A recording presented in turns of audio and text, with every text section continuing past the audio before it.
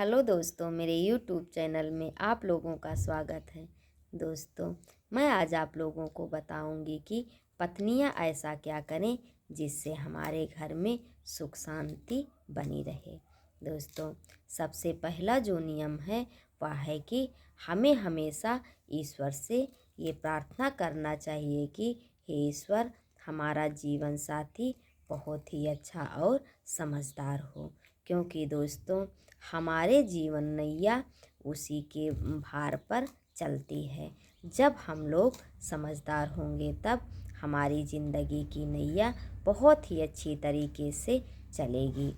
इसलिए दोस्तों, हमें ये सबसे पहले ज़रूरी है कि हम दोनों हमेशा समझदार रहें। इसलिए हमें ईश्वर से सदैव ये प्रार्थना करना चाहिए कि हे ईश्वर, हमारा जीवन साथी समझदार और अच्छा हो। दोस्तों, दूसरा जो हमारा नियम है वह है कि हमेशा पतियों को अपनी पत्नी का आदर करना चाहिए। दोस्तों, जब अगर पत्नी अच्छी और सुशील हो और समझदार हो, उस घर में सदैव पत्नी का आदर होना चाहिए। दोस्तों, कहा जाता है कि जिस घर में पत्नी का सम्मान नहीं होता है वहाँ पर माँ लक्ष्मी का निवास नहीं होता है। दोस्तों, इसलिए हमारी ये सलाह है कि हमेशा पत्नी का आदर और सम्मान करना चाहिए।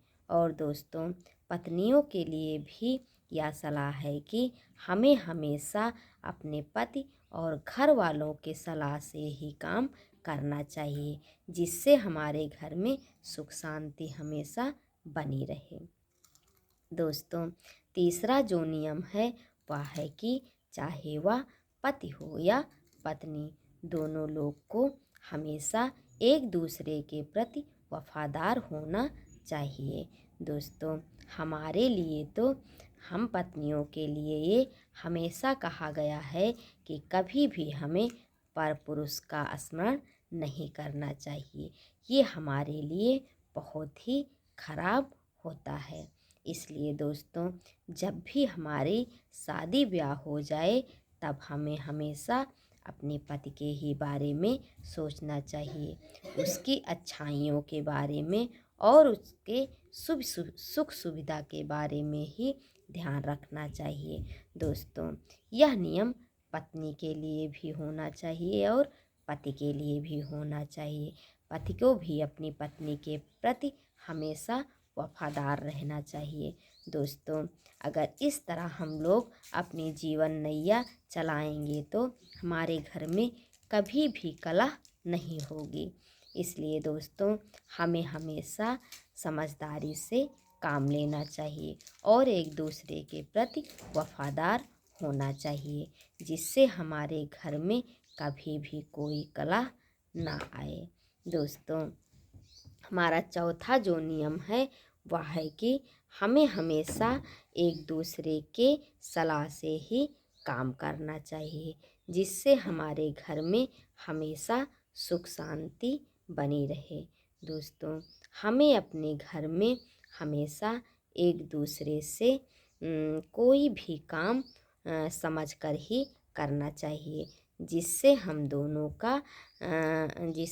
दोनों की जीवन नैया बहुत ही अच्छे तरीके से चल सके। और दोस्तों, घर में सभी का अच्छे से आदर करना चाहिए, जिससे हमारे घर में कभी भी कलह ना हो। दोस्तों, तो ये हो गया हमारा चौथा नियम। दोस्तों, पांचवा जो नियम है वह है कि हमें अपने घर में कभी भी किसी भी शुभ अवसर पर कलह नहीं मचाना चाहिए। हमेशा किसी भी शुभ अवसर पर बहुत शांति से ही सारा काम करना चाहिए। जब भी हमारा कभी भी शुभ अवसर आए, हम उस अवसर पर बहुत अच्छे से और प्यार से रहें। क्योंकि दोस्तों, होली दिवाली किसी भी शुभ अवसर पर जिस घर में हमेशा तकरार होती है वहाँ से हमेशा लक्ष्मी रूठ कर चली जाती हैं। इसलिए दोस्तों, हमें ये ध्यान रखना चाहिए कि कभी भी शुभ अवसर पर हम लोग को एक दूसरे से लड़ना झगड़ना नहीं चाहिए। एक दूसरे के साथ हमेशा खुशी खुशी रहना चाहिए। दोस्तों, कभी भी अगर हम पूजा पाठ कर रहे हैं या कभी भी हम किसी भी शुभ अवसर पर कोई काम कर रहे हैं तो उसे बहुत ही शांति से करना चाहिए। दोस्तों, तो ये हो गए हमारे 5 नियम।